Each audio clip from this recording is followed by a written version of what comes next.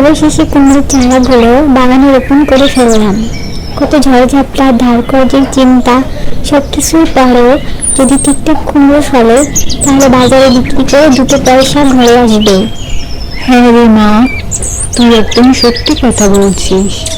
সংসারে এখনো ভাত জোটে না, এই কুমড়ো খেতেই এখন আমাদের একমাত্র ভরসা। মা, আমাদেরও তো কষ্ট হচ্ছে, তবুও আমি বিশ্বাস করি একদিন ভালো দিন আসবে, হয়তো এই কুমড়োই আমাদের ভাগ্য ফেরাবে। জানি না রে, ভাগ্যের খেলা কে বুঝেছে বল। তবু একটা ভয় হচ্ছে, শুধু টাকাটা যদি সময় মতো না শোধ করতে পারি তাহলে দারুণ বিপদ হবে। তুই শুধু ভগবানের কাছে প্রার্থনা করিস যেন গাছগুলোতে কুমড়ো হয়।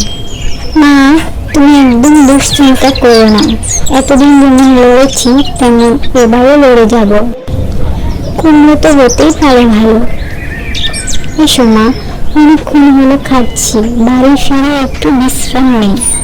শরীর তো একেবারেই আর চলছে না, খাবার না পেলে তো যন্ত্রও কাজ করে না। কিন্তু তুই এতটুকু নিয়ে আমাদের জন্য এত চিন্তা করিস, আমি না হয়েও তোকে কিছু দিতে পারি না। ওসব কথা বলবে না মা, তুমি এই পৃথিবীর সেরা মা। আমার কাছে তুমি থাকাটাই সবচেয়ে বড় আশীর্বাদ।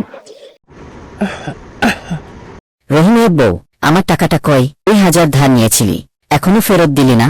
আজ না হলে কাল তোমার কুমড়ো গাছ সব তুলে নিয়ে যাব। ভালোই তো দেখি সবজির বাগান লাগিয়েছিস।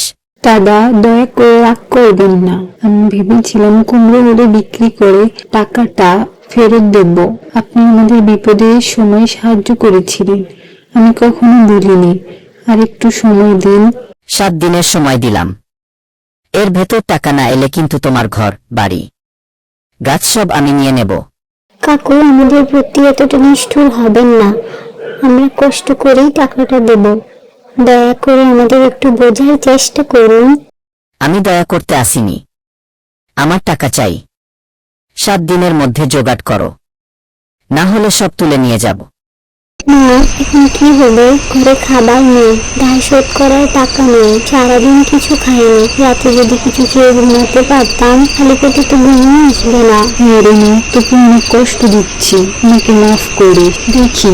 কাল ভোরে আমি জমিদারের বাড়ি যাব, আমার সঙ্গে তোমার বাবার ভালো সম্পর্ক ছিল, হয়তো দয়া করে কিছু টাকা ধার দেবেন। এখন অনেক রাত হয়েছে, চল ঘুমিয়ে পড়ি।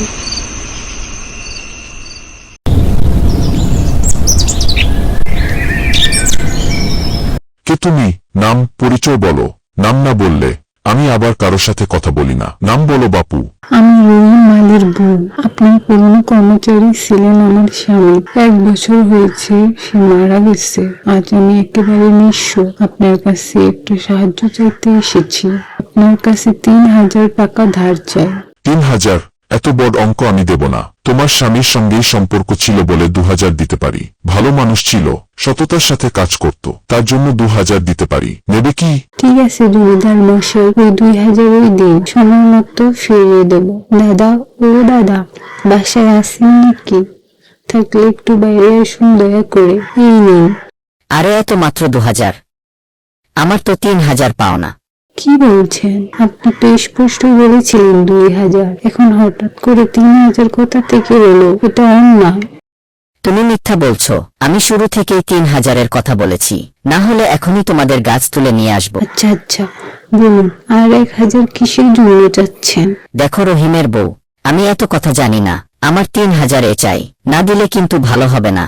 না দাদা, অন্যায় আমি মেনে নেব না। আমাদের কাছে যা ছিল সবটাই দিয়েছি, অতিরিক্ত আর দেব না।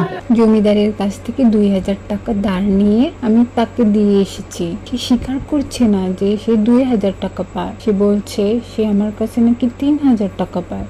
দেখছিস মা, অসহায় হয়ে পড়লে আশেপাশের মানুষও সহায়তা করে না। এ কি বলছো মা?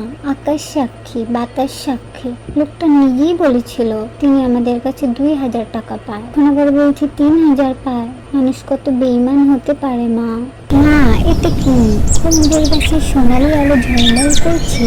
আরে নেই, এই যে সোনার কুমড়ো, আমাদের সারা জীবনের দুঃখ বুঝে নেবে না, সব দায় শোধ করে আমরা সুখে থাকবো।